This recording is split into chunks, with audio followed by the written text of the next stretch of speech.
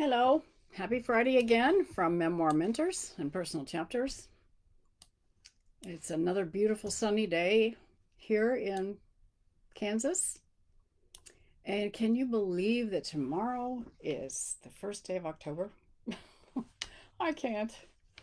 Where does the time go? Isn't it strange how when you're young, the days just stretch out endlessly? But when you get to be my age, the days just whiz by so fast it makes you dizzy.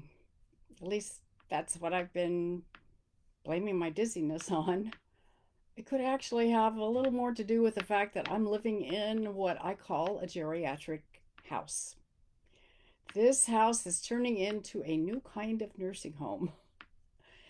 This winter, my husband was recuperating from shoulder surgery, and I've finally begun listening to my body's complaints and forced myself to get proactive and try to discover what is going on with my health.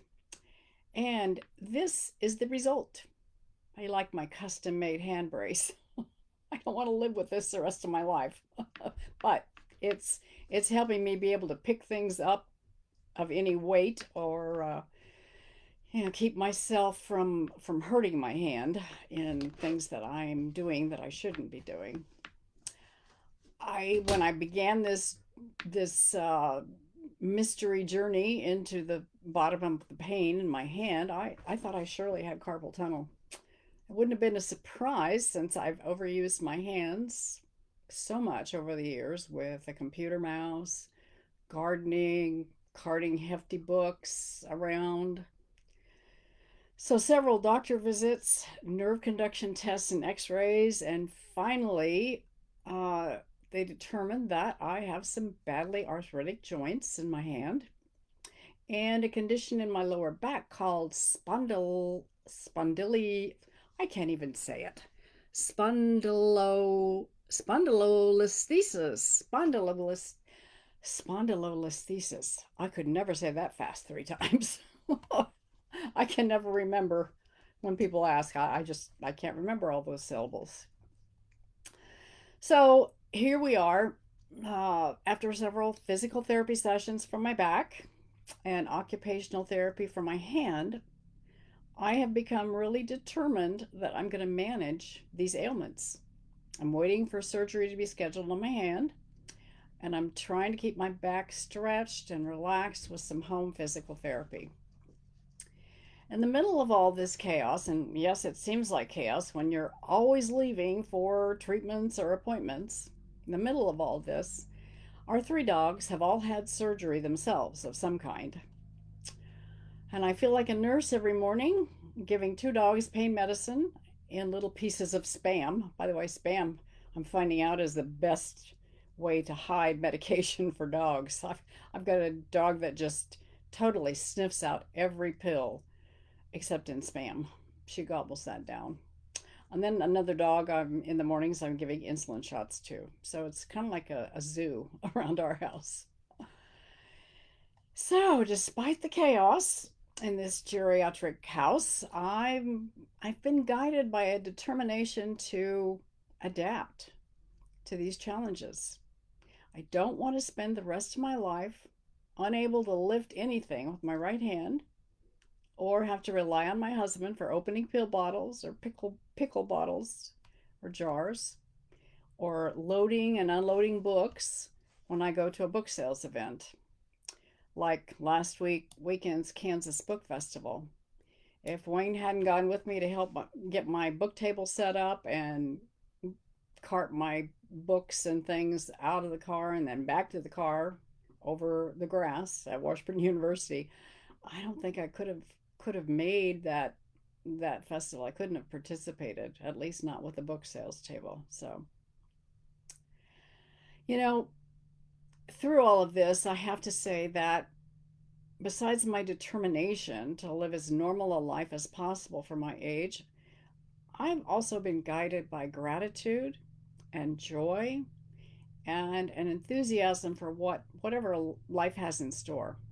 I feel like I have so much left that I want to experience, so much I want to do with these next few years. I've got so many songs to sing and books to write. Still, I have to confess that I didn't always feel this blessed or this grateful. In fact, my road into senior citizenhood has been so full of dysfunction and missteps that uh, I'm wondering how I even got to this point. And I realized that I brought most of my grief, my former grief, on myself by poor choices or laziness or whatever.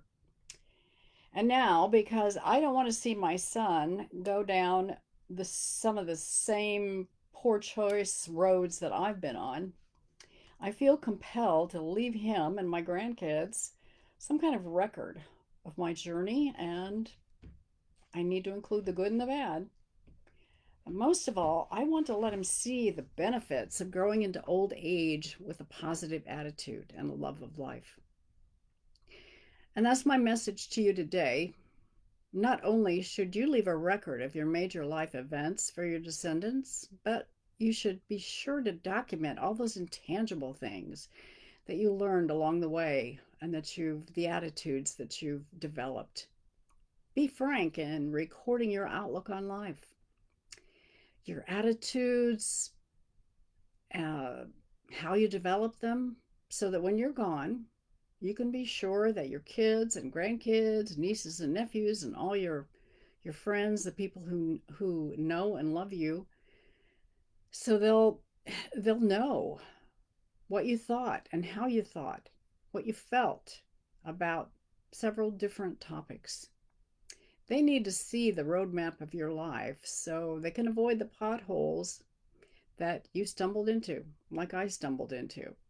And I assure you that they will be eternally grateful for you and for your good example, even though they may not be the slightest bit interested right now. They will be someday. Now, if you'd like help in documenting your attitudes for your memoir, for your personal history, send me a private message or comment on this video, and I will email you or get you our writing prompts for a section in our memoir kit that we call Lighting Up. It will make it a lot easier for you to document what I'm talking about.